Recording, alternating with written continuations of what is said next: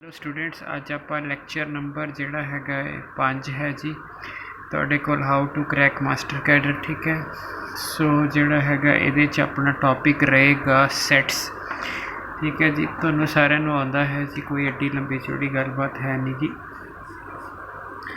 SATS के लिए आप सिर्फ शॉर्टकट अप्रोच करांगे तुहाडे को, और उस शॉर्टकट अप्रोच नू किस तरह एग्जीक्यूट करना आंदा सारिਆਂ ਨੂੰ ਹੁੰਦਾ, कोई दिक्कत नहीं गी। सैट नू करन लई जिहड़ी शॉर्टकट अप्रोच है सिर्फ इक्को चीज़ है, वो हैगी तुहाडे कोल वैन डायग्राम। अगर तुहानू वैन डायग्राम देखनी आ गई तो अलजबरा ऑफ सैट्स है जिहड़ा तुहाडे पास, उस विच कुछ भी नहीं बचेगा। अलजबरा ऑफ जिहड़ा सैट्स है उस विच कुछ नहीं रहेगा अगर तुहाडे कोल। तो जे मैं सैट की डेफिनेशन तो चलना, ठीक है जी, तो जी डेफिनेशन च 2 अखर जरूर ख्याल रखने ने। ठीक है, तो जोड़ा है तुहाडे कोल सो 2 लैक्चर्स दे विच आपां सैट कंप्लीट करांगे। तुहाडे को बेसिक चीज़ां तुहानूं आंदियां ही ने तुहाडे कोल। ठीक है, डेफिनेशन तो बस शुरू कर रहे हैं, अदरवाइज सीधा सीधा थोड़ा एडवांस लैवल ते चलूँगा। ठीक है जी, सो जेई वाला पार्ट भी कवर हो जाना है, तो PUCET भी कवर हो जानी है। ठीक है जी, सो जी डेफिनेशन होंदी है ना, तो ये डेफिनेशन होंदी है कोलैक्शन ऑफ, एक तो वर्ड वैल डिफाइंड जरूर चाहिए, एक डिस्टिंक्ट। जिहड़ी मर्जी ऑप्शन आ जाए, जो मर्जी आ जाए, एक तो वैल डिफाइंड वर्ड अपनी डेफिनेशन चो लभ लेना है, एक डिस्टिंक्ट लभ लेना। अगर इन्हां दोनों दे विचों तुहाडे कोल बई आपां कहीए तुहाडे कोल कोई टर्म मिसिंग है, तो समझ लो डेफिनेशन पूरी नहीं हैगी। वैल डिफाइंड का मतलब की है? वैल डिफाइंड का मतलब है जो तुहाडे लई आंसर होवे उही मेरे लिए होवे। ठीक है जी, हुण मान लो क्लास है, एक क्लास के आप कह दिए group of intelligent student, Hindi वाले लिए इंटैलीजेंट हो रहा है, पंजाबी वाले लिए हो रहा है, मैथ वाले लिए हो रहा है बच्चा। ठीक है, जरूरी तो नहीं भी सेम बच्चे सारे सबजैक्ट इंटैलीजेंट हो, तो यदा मतलब ये वैल डिफाइंड नहीं है। पर जे अगला ऐ कह दे बाई स्टूडेंट्स हैविंग स्कोर, ठीक है जी, उत्थे कह दे कि स्कोर जोड़ा ग्रेटर दैन 90%, ठीक है, इन एग्रीगेट, तो यदा मतलब है तुहाडे कोल तुसी रजिस्टर चकोगे 90% तो उत्ते देखोगे तुहाडे कोलों कर लोगे। ठीक है, सो ये जिहड़ी चीज़ हैगी ये वैल डिफाइंड दे विच है। डिस्टिंक्ट का मतलब है कि रिपीट एलीमेंट ऑपरेशंस च नहीं गिणीदा हुंदा। ठीक है, जे मैं 1 1 1 1 4 बारी लिखदा तो इक्को 1 काउंट होना है तुहाडे कोल ऑपरेशंस दे विच। ठीक हो गया जी, सो ये आम डेफिनेशन है, ये आपां नूं सारिਆਂ नूं पता हुंदी हैगी। मेरा परपस है जिहड़ा तुहाडे पास वो सिर्फ ये है कि तुहाडी जिहड़ी मास्टरी है वो वैन डायग्राम्स ते हो जाए, तुसी क्वेश्चन देखते ही। ठीक है, अज वाले लैक्चर से इंट्रोडक्शन करांगे वैन डायग्राम्स। ठीक है, तो फिर उस तो बाद नैक्सट इहदा पार्ट 2 होएगा जिहड़ा तुहाडे कोल मतलब सैट दा पार्ट 2, वैसे पार्ट 6 उहदे विच आपां तुहाडे कोल तुहाडे मास्टर कैडर वाले 2-3 क्वेश्चन जिहड़े आए होए भी डिस्कस कर लेंगे। सो सब तो पहला A यूनियन B की डायग्राम होती है। सो A यूनियन B की इस तरह डेफिनेशन होती है कि A भी कंबाइन करता तो B भी कंबाइन करता। ठीक है जी, अगर तुहाडा X A यूनियन B नू बिलोंग करता है तो यदा मतलब की होएगा तुहाडे कोल, यदा मतलब होएगा भी X A नू बिलोंग करेगा और X B नू बिलोंग करेगा। या तुसी A होंगे, जब तुसी A होंगे तुसी इंटरसैक्शन कवर करी बैठे हो, या बीच तो कुछ लोग एवं लिखते और इंटरसैक्शन, बट जो A लै लिया तो इंटरसैक्शन कवर ही है। ठीक है जी, बट हुण एक ख्याल रखना, अगर X नॉट बिलोंग्स टू आ जाए, तुसी इत्थे नहीं हैगे, तो यदा मतलब X not belongs to A and X not belongs to B, so इत्थे एंड आ जाना। एंड आ जाने का मतलब ध्यान नाल देखो जी, तुसी इस विच नहीं हैगे, जे इस विच नहीं हैगे तो और नहीं हो सकता, और होवे तो पोर्शन च अवेलेबिलिटी बनती है। सो एंड आ गया था तुहाडे कोलों। सो इस वैन डायग्राम का आपां ने ख्याल रखना। सो ये पहली वैन डायग्राम है। ठीक है जी, क्वेश्चन में 10 सलैक्ट किए हुए ने, बहुत एलीगेंट क्वेश्चनस ने। ठीक है जी, सो दूजी ऑप्शन जिहड़ी है, अगर मैं डायग्राम बनाता, सो ए इंटरसैक्शन B दी है, सो सिर्फ कॉमन पोर्शन आना है। अगर X A इंटरसैक्शन B नू बिलोंग करता है तो X A विच भी होएगा एंड X B विच भी होएगा। अच्छा जी, ठीक है जी, सो अगर मेरा X हुण एक उल्टा लिखदा, अगर X not belongs to A intersection B है तो फिर X not belongs to A और not belongs to B. So इत्थे ख्याल रखना, इत्थे और आ जाता है, नॉट पाए तो डेफिनेशन चेंज हो जाती है। ठीक है जी। सो ये दूसरी वैन डायग्राम। तीजे नंबर पर अगर आप वैन डायग्राम बना दिए, ठीक है, सो ए माइनस बी ले लें आप। सो ए माइनस बी जी हैगी है तुहाडे कोल, ठीक है, वो हुंदा x belongs to A minus B. ਇਹਦਾ मतलब है एक्स ए विच है and x not belongs to B. A विच है, बी विच नहीं है, सिर्फ इन्ना पोर्शन होगा। सो ए विच है, बी विच नहीं है, सिर्फ इस पोर्शन की गल होगी, इसनू ए माइनस बी बोलेंगे। ठीक है। सिमिलरली बी माइनस ए तो ए वाला पोर्शन हो जाएगा।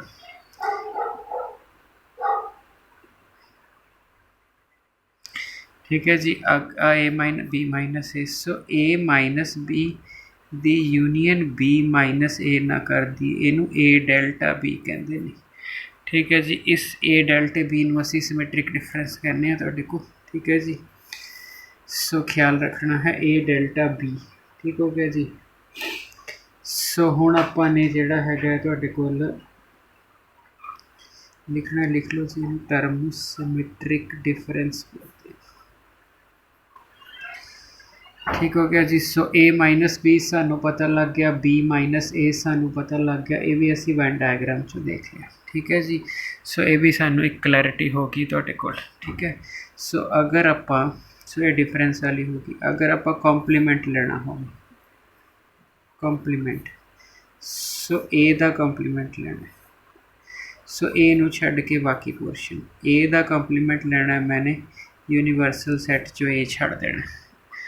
ठीक है। यूनीवर्सल सैट चो ए छड्ड देना मीनस आ वाली चीज़ थोड़ी ए दा कॉम्पलीमेंट है। हुण सोच के देखो, अगर इसे डायग्राम तो देखिए, मैं ए ते ए दे कॉम्पलीमेंट नू इकट्ठा करदा, तो जे ए ते ए दे कॉम्पलीमेंट नू इकट्ठा करदा तो यूनीवर्सल सैट मिल जाएगा मैनू। ठीक है जी। बड़े आराम नाल दिख रहा है तुहानू यूनीवर्सल सैट। अगर मैं इसे नू कॉम्पलीमेंट ना इंटरसैक्शन दे देवां तो तुहानू 5 मिल जाना, ये भी बड़े आराम नाल मिल जाना है। ठीक हो गया जी। सो कॉम्पलीमेंट जिहड़ा हैगा तुहाडे कोल, ठीक है, वो हो गया। सिमेट्रिक डिफरेंस भी आपां नूं पता लग गया तुहाडे कोल। ठीक है जी। ये वाली चीज़ भी आपां नूं पता लग गई और इत्थों आपां ने आ दो ला भी ड्राइव कर ली तुहाडे कोल। ठीक हो गया जी। सो ये वाली चीज़ होगी जी।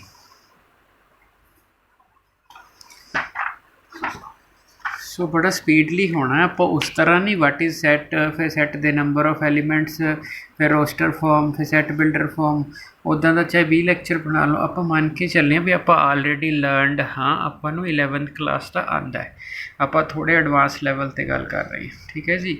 सो ये वाली चीज़ होगी जी तुहाडे कोल। तुसी और तुसी देखियो वैन डायग्राम का जो तुसी यूज़ करना है ना, उस तो बाद तुहानू पता लगना भी ऑब्जेक्टिव क्वेश्चन किद्दां हैंडल होंदे। ठीक है।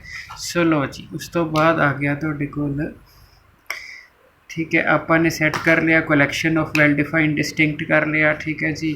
सो ये भी हो गया। आपा यूनियन कर ली, इंटरसैक्शन कर ली, तो तुहाडे कोल कॉम्पलीमेंट कर लिया। आपा ये चीज़ होगी तुहाडे कोल। सिमेट्रिक डिफरेंस भी आपा ने कर लिया तुहाडे कोल। ठीक है जी। तो अगर आपां नूं वो कहंदा कि डिसजॉइंट सैट हुंदे ने, डिसजॉइंट सैट का मतलब हुंदा कि इंटरसैक्शन कुछ नहीं होएगी, तो उस केस विच डायग्राम इस तरह की होंगी है कि ए ते बी विच कॉमन कुछ नहीं।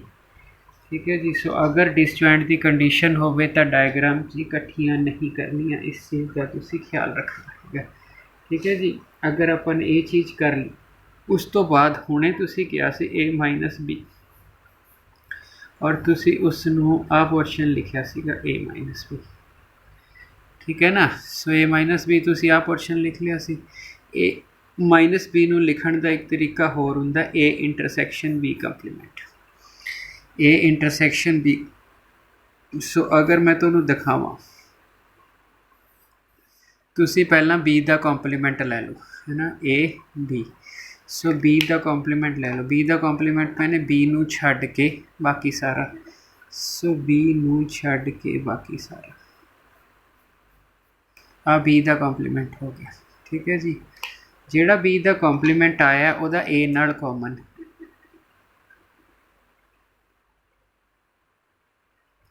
सो जो कॉमन बचे जो उहदी शक्ल उपर मिला के देखो तो टैली कर गई। ਇਹਦਾ ਮਤਲਬ ਤੁਸੀਂ याद रखना है ਤੁਹਾਡੇ ਕੋਲ, और बहुत ਵਧੀਆ इस रिजल्ट ने काम होना है, ये तुसी याद रखना। ठीक है, मैं तुम्हें थोरेटिकली प्रूफ दे देना। अगर x belongs to a minus b है तो यदा मतलब है x belongs to a and x not belongs to b। ठीक है जी, a नू बिलोंग करेगा, b नू x belongs to a and जे तुसी b नू नहीं बिलोंग करते तो b दे कॉम्पलीमेंट नू बिलोंग करोगे। एंड का मतलब intersection a intersection b complement. So proof हो गया। ठीक है, तो प्रूफ विच कोई दिक्कत नहीं सी, बट तुसी इस रिजल्ट में याद रखना है कि ये रिजल्ट ने तुहानू कई चीज़ां तुहाडियां सैट थ्योरी दियां सॉल्व करवा देनी है तुहाडे कोल। ठीक है जी, सो ये रिजल्ट आपां ने कॉम्पलीमेंट वाला भी तुहाडे कोल ख्याल विच रख लेना है। ठीक हो गया जी, हुण आपां नू ये पता लग गया तुहाडे कोल भी वो चीज़ जिहड़ी हैगी। उस तो बाद आपां नू डिमॉर्गन्स लॉ पता होना चाहिए हैगा तुहाडे कोल भी डिमॉर्गन्स लॉ किहनूं कहंदे ने। सो बहुत जगह ते लाना पै जांदा है डिमॉर्गन्स लॉ। ठीक है, सो डिमॉर्गन्स लॉ की हुंदा है, अगर ए यूनियन बी दी कॉम्पलीमेंट लईए तो ए कॉम्पलीमेंट इंटरसैक्शन बी कॉम्पलीमेंट, अगर ए इंटरसैक्शन की कॉम्पलीमेंट लईए ए कॉम्पलीमेंट यूनियन बी कॉम्पलीमेंट। ठीक है जी, सो ये वाला जोड़ा है तुहाडा ये डिमॉर्गन्स लॉ है।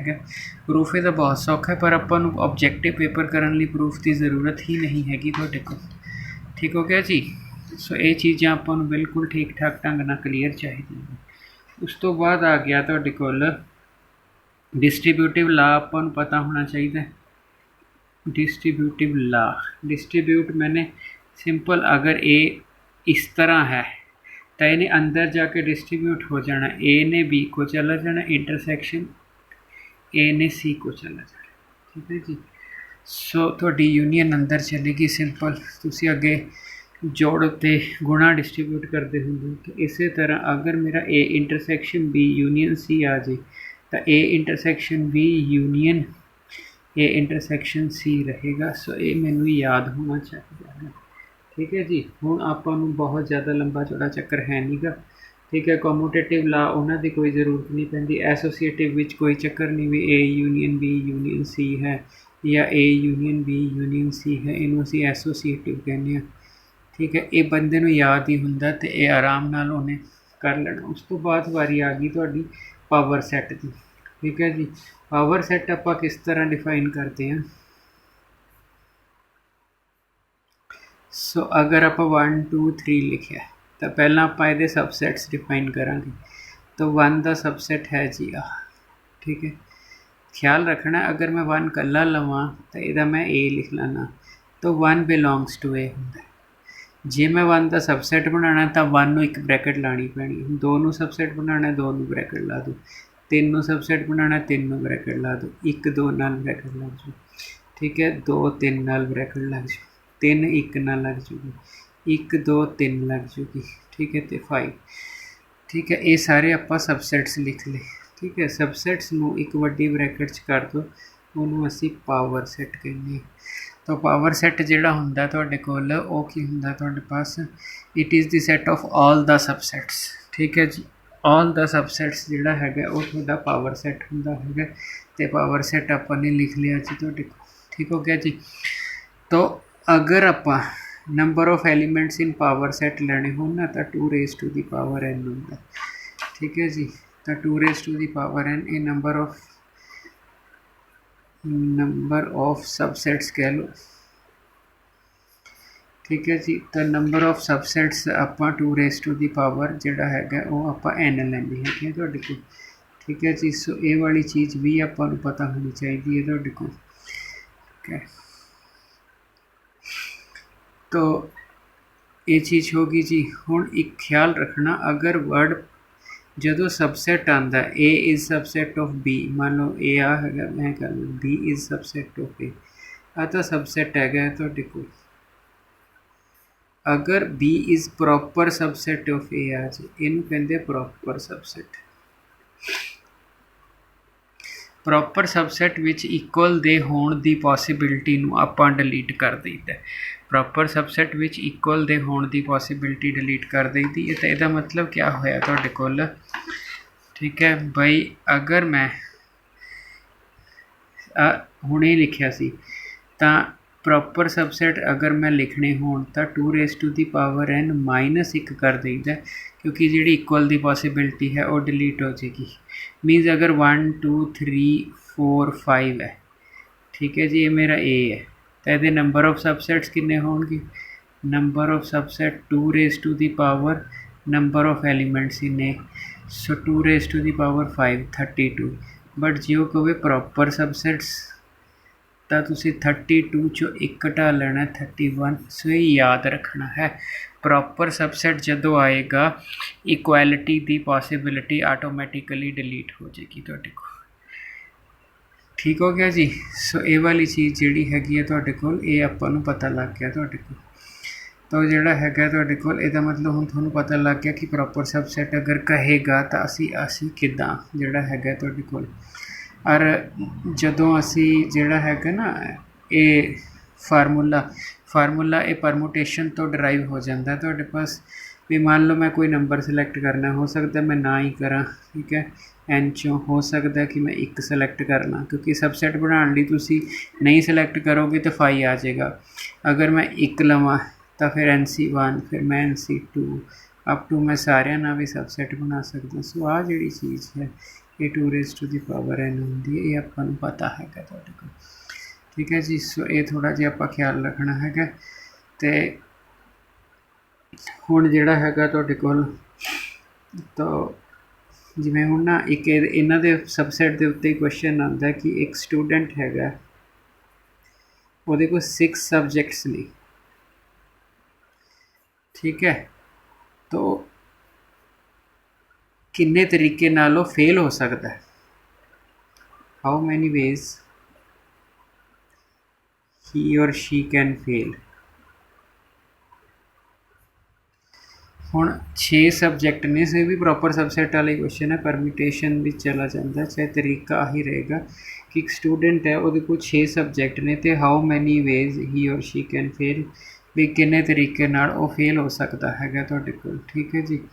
ਤਾਂ ਹੁਣ 6 ਸਬਜੈਕਟਾਂ 'ਚੋਂ ਫੇਲ ਹੋਣ ਦਾ ਤਰੀਕਾ ਕੀ ਹੋ ਸਕਦਾ ਹੈ? ਐਸਾ ਹੋ ਸਕਦਾ ਕਿ ਉਹ 6 ਦੇ 'ਚ ਜਿਹੜਾ ਹੈਗਾ ਤੁਹਾਡੇ ਕੋਲ ਇੱਕ ਸਬਜੈਕਟ 'ਚੋਂ ਫੇਲ ਹੋਵੇ। ਮੰਨ ਲਓ 6 ਸਬਜੈਕਟ ਉਹਦੇ ਕੋਲ ਹੈ, ਮੈਥ ਹੈ, ਇੰਗਲਿਸ਼ ਹੈ, ਹਿੰਦੀ ਹੈ, ਪੰਜਾਬੀ ਹੈ, ਇੰਗਲਿਸ਼ ਹੈ, ਚਲੋ ਡਰਾਇੰਗ ਹੈ।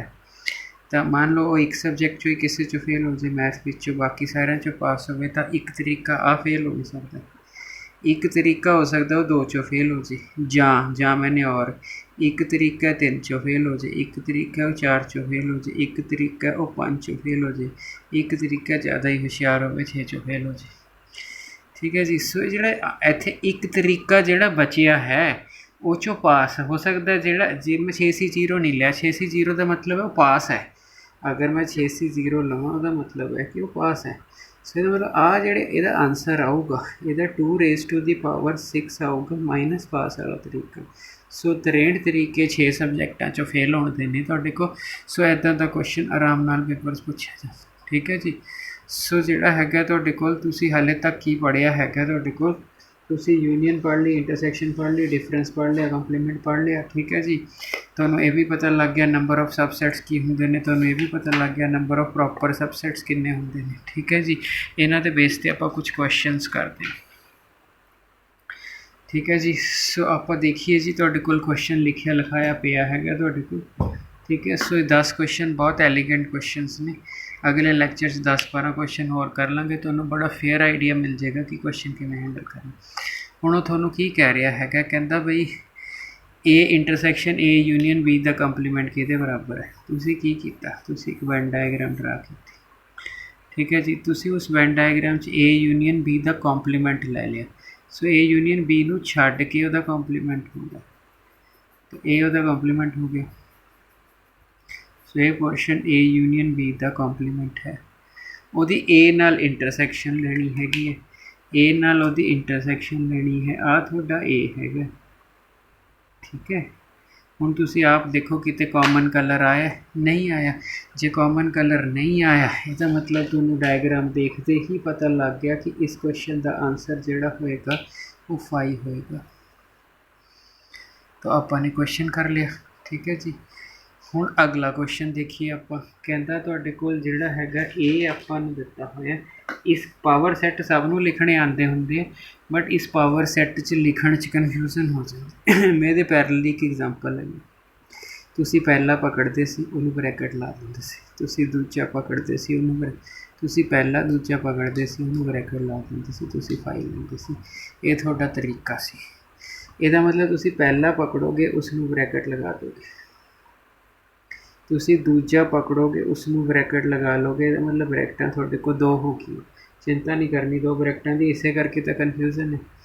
ਤੀਸਰਾ ਜਿਹੜਾ ਹੈਗਾ ਤੁਹਾਡੇ ਕੋਲ, ਤੀਸਰੇ ਵਿੱਚ ਤੁਸੀਂ ਕੀ ਕਰੋਗੇ, ਪਹਿਲਾ ਵੀ ਪਕੜੋਗੇ ਦੂਜਾ ਵੀ ਪਕੜੋਗੇ।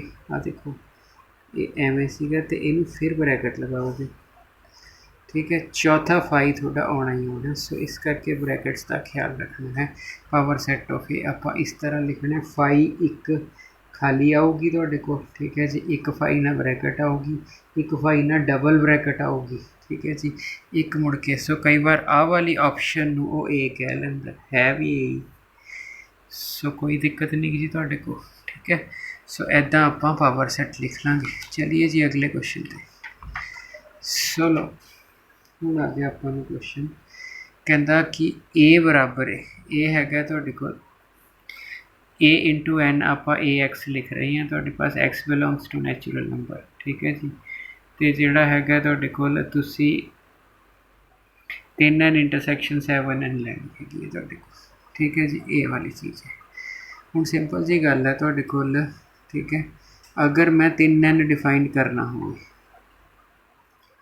ਤਾਂ ਫਿਰ ਮੈਂ ਇੱਥੇ ਇਹਦੀ ਥਾਂ 'ਤੇ 3 ਸਲੈਕਟ ਕਰੂੰਗਾ ਤਾਂ 3x ਆ ਜਾਊਗਾ, x belong to natural number. ਅਤੇ x belong to natural number ਇਹ 'ਚ 3 6 9 12 ਇੱਦਾਂ ਡਿਫਾਈਨ ਹੋ ਜਾਊਗਾ। ਇਸੇ ਤਰ੍ਹਾਂ ਜੇ ਮੈਂ 7n ਲੈਣਾ ਹੋਵੇ ਤਾਂ ਮੈਨੂੰ ਇੱਥੇ 7 ਲੈਣਾ ਪੈ ਜਾਣਾ ਇਹ, तो 7x आ जाएगा। X belong to natural number 7 14 21 and so on चले जाएगा। इंटरसेक्शन का मतलब कॉमन, कॉमन 21 पहली रकम आएगी जी कॉमन होएगी। उस तो बाद फिर वही जोड़ा है 21 तो बाद फिर 42 आएगी थोड़ी, यदा मतलब कॉमन पोर्शन की आएगा। सो आ थोड़ा आंसर आ गया,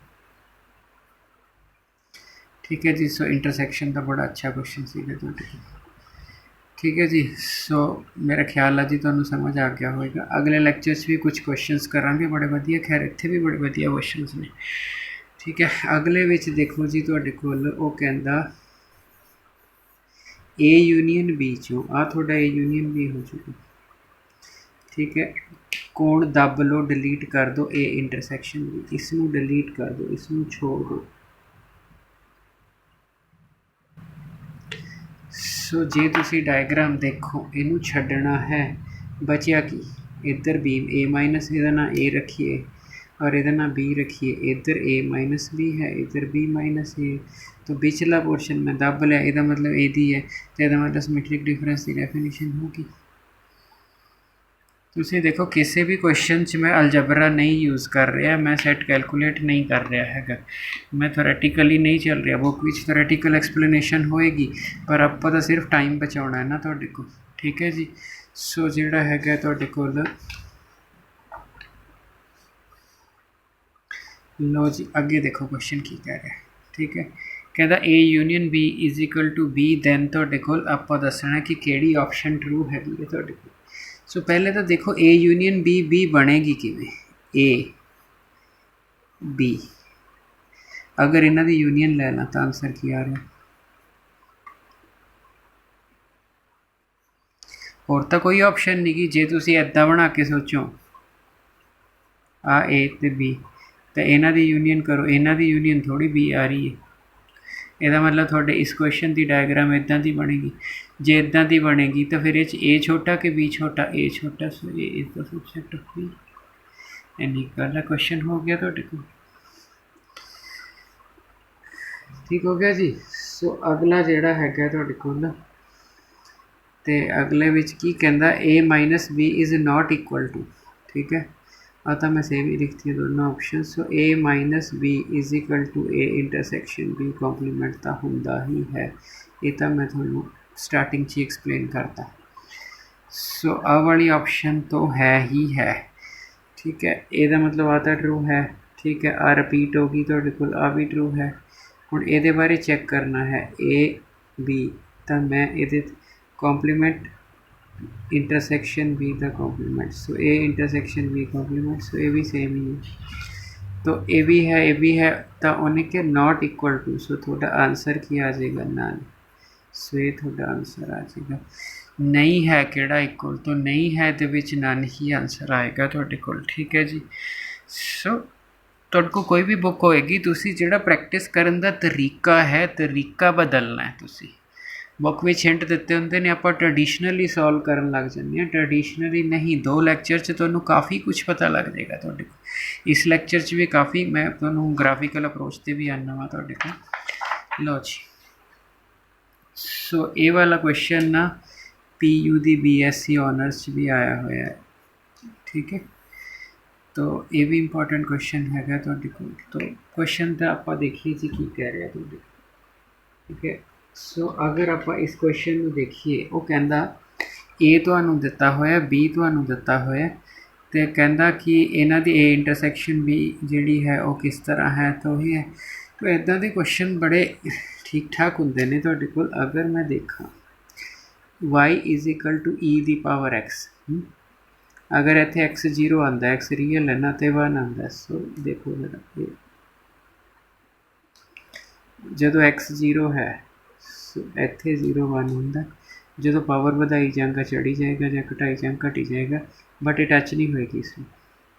जो ई दी पावर माइनस इनफिनिटी होंगी फिर टच होगी। हुण आ वाला अगर मैं एक्स की पावर इनक्रीज़ कर, देखो जो 0 भरूँगा तो 1 आना, पर जो मैं इसकी पावर इनक्रीज़ करूँगा 2 3 तो यदी वैल्यू घटनी है, जो घटाऊँगा तो बढ़नी है,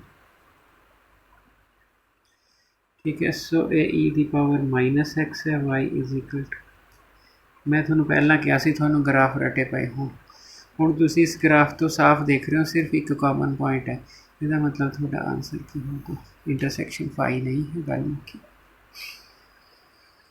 ठीक हो गया जी। सो जिहड़ा हैगा तुहाडे कोल तुहाडा आंसर जिहड़ा हैगा वो आ गया तुहाडे कोल, ठीक हो गया। सो जिहड़ा हैगा जिहड़ा आर स्केयर तुसीं आर इंटू आर लिखोगे ना, तो आर स्केयर बन जाएगा। तो लो जी अगे क्वेश्चन च देखिए तुहाडे कोल की हैगा। सो ये वेरी वेरी इंपॉर्टेंट क्वेश्चन है। इस तरह का क्वेश्चन जिहड़ा तुसीं एक्सपैक्ट कर सकते हो तुहाडे कोल, ठीक है जी। मेन चीज़ है ना, तुसीं जो पेपर बनाते हैं स्कूल के टीचर्स तो नहीं बनवाते, यूनिवर्सिटी या कॉलेज के टीचर्स तो बनाते हैं। अगर मास्टर कैडर का पेपर देखिए तो BSc ऑनर्स का भी कॉलेज के टीचर यूनिवर्सिटी टीचर बनाते, कई बार कॉमन बन जाती चीज़ें, ठीक है। सो देखिए जी, एक कहता इन्हें तो इन्हों में किहड़ा रिलेशनशिप ट्रू है तुहाडे कोल, भी आई दा सबसेट है, या यदा आंसर वाई है, या एन है तुहाडे पास, दैन आ वाई मतलब आ एक्स है वाई है, किहड़ी चीज़ ट्रू है। खैर बंदे ने तुक्का भी लाना है, वाई तो वाई हुई है, ठीक है। तो जिहड़ा हैगा तुहाडे कोल आपां नूं क्वेश्चन दे विच इंटरसैक्शन के बारे पूछया, की पूछया तुहाडे कोल, ठीक है। सो जिहड़ा हैगा तुहाडे कोल आपां नूं सिर्फ उसने क्या है यदि वैल्यू हैगी है तुहाडे कोल। तो हुण आपां देखिए जी क्वेश्चन में की करना हैगा तुहाडे, एक एक्स दिता एक वाई दिता, मतलब फॉलोइंग किहड़ी ट्रू है ये देखिया, ठीक है। सो जिहड़ा हैगा then which is true, true पूछया कि ट्रू किहड़ी हैगी, ठीक है। सो ना इहदे विचों तो 49 बाहर आया ही होया, ठीक है। तो देखो आ ऑप्शन तो नहीं होंदी, वाई हुई है, एन एक्स तो आ इन्हां सारिया ऑप्शनस में एक्सप्लोर करते, मतलब ऐ कह लो y is the subset of x, मैं ही ठीक लिखी। तो तुसीं ध्यान नाल देखो, आपां इनू चक लिया, अगर इदां दा क्वेश्चन आ जी ना, तो 8 नूं 1 प्लस 7 दी power n minus 7 n minus 1 लिख सकते, तो आपां लिख सकते हैं जी, ठीक है।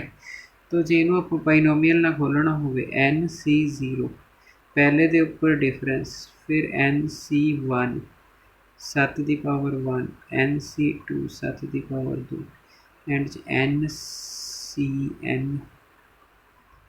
7 दी पावर 0, यानी कि एंड से 1 बन जाएगा, ठीक है। सॉरी 7 दी पावर 0 कि आ गई भाई, 7 दी पावर 0 तो स्टार्टिंग से n आउगी। सो NC0, ठीक है, पहले तो डिफरेंस जाता होंगे तुहाडे कोल, दूजे तो बॉटम वाला NC1, तो लास्ट में एक 7n भी है, एक माइनस है, ठीक है जी। सो जे NC0 ये 1 बनया तो ये 1 कैंसल हो गया, ये 7n बनया तो 7n कैंसल हो गया। ठीक है जी। हूँ जो बचा है वो NC2 है, 7 का स्केयर है, NC3 है, 7 का क्यूब होगा, एंड सो ऑन NCn है 7 की कॉमन। इस विचों ना 49 कॉमन निकल सकता, इस विचों 49 कॉमन निकल सकता है। अगर ਤੁਹਾਡਾ 49 कॉमन हो गया, ठीक है, सो ਜਿਹੜਾ ਹੈਗਾ ਉਸ ਤੋਂ ਬਾਅਦ NC3 ਇੱਥੇ 7 ਐਂਡ ਸੋ ਔਨ NCn ਇੱਥੇ n-2 ਹੋ ਜਾਏਗੀ। ਹੁਣ ਇਹ ਵਾਲਾ ਜਿਹੜਾ ਹੈ ਇਹਦੇ 'ਚ ਵੀ 49 ਆ ਗਿਆ, ਉਹਦੇ ਵਿੱਚ ਵੀ 49 ਆ ਗਿਆ। ਹੁਣ ਦੇਖੋ ਕੁਐਸਚਨ ਕੀ ਹੈ, ਇਹ ਸਾਰੇ ਨੈਚੁਰਲ ਨੰਬਰ ਲਈ ਟਰੂ ਹੈ। ਇਹ true only n greater than equal to, ਕਿਉਂਕਿ ਉਰੇ ਇੱਕ ਨਹੀਂ ਪੁੱਟ ਕੀਤਾ ਜਾ ਸਕਦਾ ਕੰਬੀਨੇਸ਼ਨ। ਇਹਦਾ ਮਤਲਬ ਇਹ 2 ਤੋਂ ਬਾਅਦ ਵਾਲੀਆਂ ਟਰਮਾਂ ਲਈ ਟਰੂ ਹੈ, ਉਹ ਸਾਰੀਆਂ ਟਰਮਾਂ ਲਈ ਟਰੂ ਹੈ। ਇਹਦਾ ਮਤਲਬ ਛੋਟਾ x ਹੋਇਆ बड़ा y होया। सो x is the subset of, ठीक है जी। सो ये क्वेश्चन इस तरह हैंडल हो जाना, ठीक है। सो लो जी अगे देखो की कहता है। अगे कह रहे हैं थोड़े पास फिर क्वेश्चन बहुत इंपॉर्टेंट क्वेश्चन है थोड़े को, ठीक है। कहता y is equal to x तो की ऑप्शनस रहनगियां थोड़े को। अगर मैं इस क्वेश्चन को देखा तो फिर मेरे को वही रोड़ा हो गया कि y is equal to x कितना का ग्राफ होगा।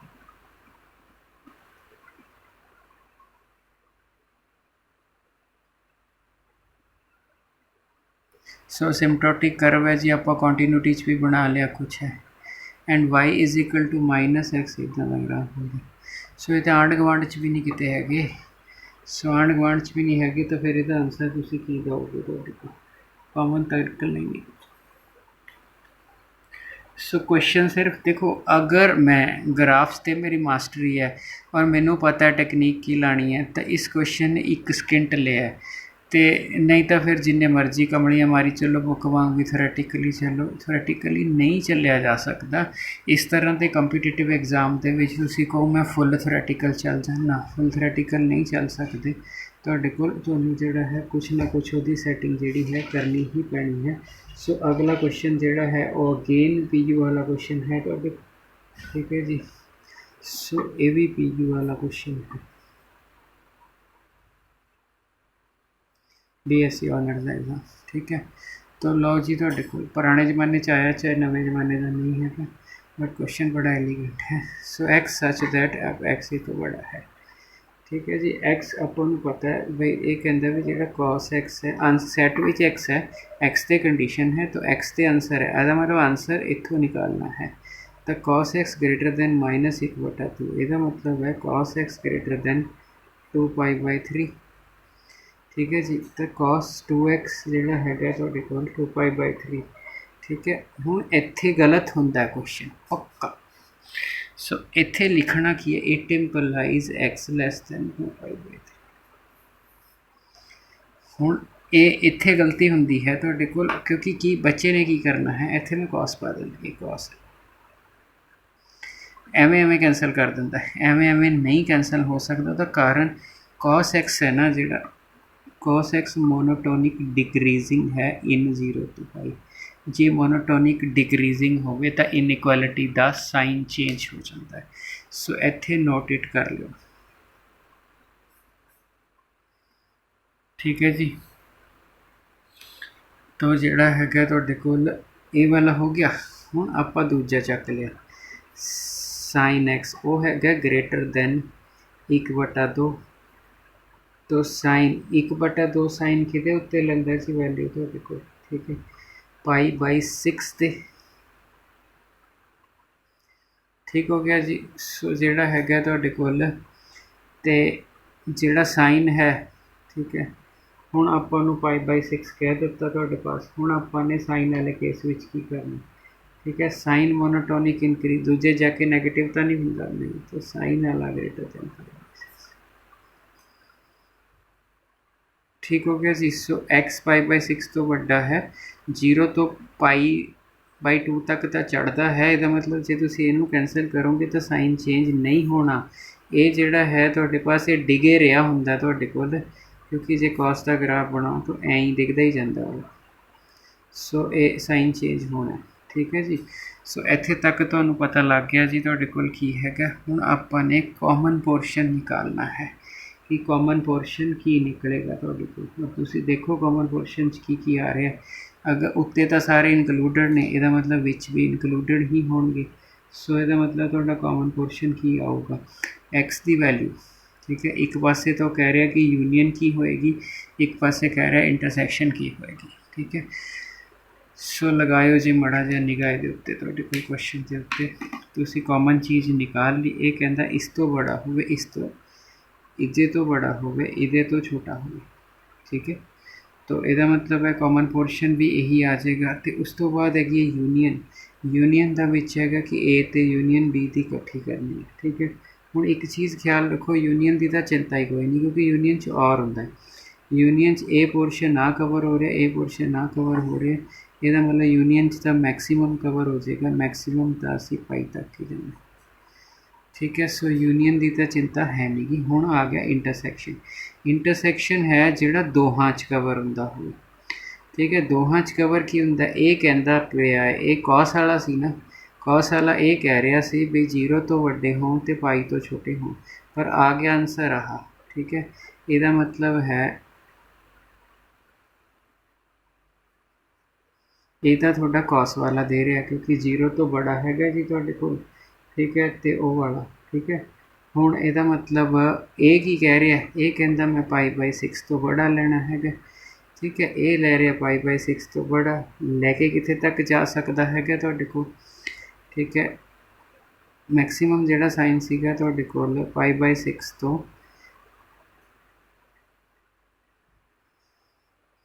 तो चीज़ थोड़ा जिहा ख्याल नाल देखना आपां ने तुहाडे कोल, क्योंकि उसने कहा है तुहाडे कोल भी जिहड़ा हैगा इहदी स्टेटमेंट भी चेक करनी पैनी कि मैं कंस्टेंट ठीक लिखूँ, क्योंकि ऑप्शंस वाला क्वेश्चन सी मैं प्रीवियस ईयर पेपर चो देख के लिखा सी भाई ऑप्शंस में, ठीक है। हाँ जी, देखो ज़रा तुहाडे कोल एक्स लैस दैन, ठीक है, ए ते बी विच कॉमन लिखना, ए ते बी विच कॉमन लिखना है। तो जिहड़ा ए वाला पोर्शन सी वो बोल रहा सी पाई/6 तो आगे चलो, ठीक है। तो जिहड़ा बी वाला पोर्शन सीगा वो लिख रहा सीगा तुहाडे कोल इत्थों चलो।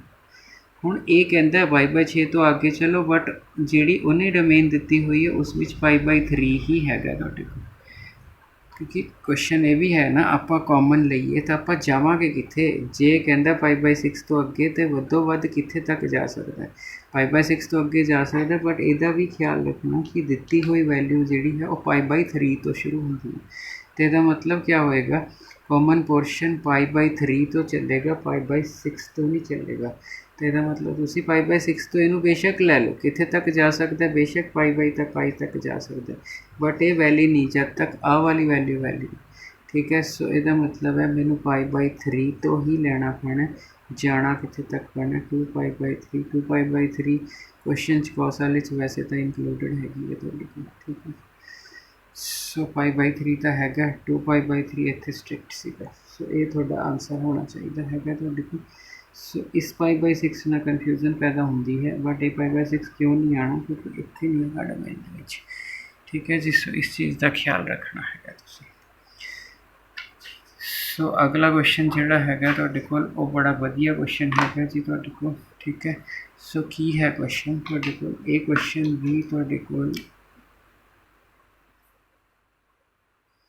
मैं नैक्सट लैक्चर विच मास्टर कैडर वाले भी लिखूँगा, बट जिहड़े क्वेश्चन होंदे हैं ना ये बुकिश नहीं होंदे हैगे, ये एंट्रेंस च आए हुए क्वेश्चन होंदे हैं ना जिहड़े, ठीक है। तो ये क्वेश्चनस नाल आपां नूं काफ़ी आइडिया मिलता है, नाले आपां नूं ये पता लगता भी जो टीचर पाउंदे ने वो की सोचते हैं। तो बुक विच जिथे भी कीता होएगा ना उत्थे उसने इन्होंने सॉल्व किया होगा, कर लो बड़ा ठीक ठाक टाइम लगेगा। बट जे तुसीं सोचो ये वाली चीज़ हैगी x²/12 का स्क्वेयर, ये y² 144 ਨੂੰ 9 ਤੇ 16 4 ਦਾ ਸਕੁਅਰ, ये इलिप्स बन जाएगा, ठीक है। ये ਇਹਦੀ ਜਿਹੜੀ ਹੈਗੀ ਹੈ ਤੁਹਾਡੇ ਕੋਲ 12 ਦਾ ਸਕੁਅਰ ਹੋ ਗਿਆ ਤੁਹਾਡੇ ਕੋਲ, ठीक है जी। सो इस तरफ किदां लैके नहीं लेना जी वैल्यू तुहाडे कोल, क्योंकि मेरा इलिप्स होंगे x square over a square y square over b square. So ये मेरी 2a होंगी है, तो ए इस तरफ हो गया, इतने सेंटर 0 0 हो उपर 4 हो गया, ये मेरा इलिप्स तैयार हो गया। हुण ਉਹਨੂੰ ਜਦੋਂ ਦੇਖਿਆ ਜਾਵੇ ਉਹ ਹੈਗਾ x square plus y square equal to 5 ਦਾ स्केयर, वो मेरा सर्कल है विद रेडियस 5। तो जे इसे सेंटर ਨੂੰ ਮੰਨ ਕੇ एक सर्कल ड्रा करदा, चलो ਬਣਿਆ नहीं बहुत ਵਧੀਆ, बट 12 ਚੋਂ 5 ਲੈਣਾ ਸੀ, 5 ਲੈ ਲਿਆ, 4 ਤੋਂ ਵੱਡਾ 5 ਲੈਣਾ ਸੀ ਤੇ ਬਣ ਗਿਆ। ਤਾਂ ਹੁਣ ਤੁਸੀਂ ਸਿਰਫ ਇਹ ਦੇਖਣਾ ਹੈ, अगर कॉमन चीज़ आएगी तो कॉमन चीज़ ਇੱਥੇ आएगी, ਇੱਥੇ आएगी, ਇੱਥੇ आएगी तो ਇੱਥੇ आएगी। सो एक रीजनिंग डिवेलप करनी सी तुहाडी जिहड़ी हैगी है, सर्कल ते ना जाओ भी किदां दा बन गया, बट सिर्फ चीज़ देखो, ठीक है जी। सो इन्ने क्वेश्चन कर लोगे तो काफ़ी आइडिया ऑब्जेक्टिव हैंडल करने का हो जाएगा। नैक्सट लैक्चर में इस तरह के 10-12 क्वेश्चन होर प्लस जोड़े 2 क्वेश्चन तुहाडे मास्टर कैडर एग्जाम चल, ठीक है जी, थैंक यू।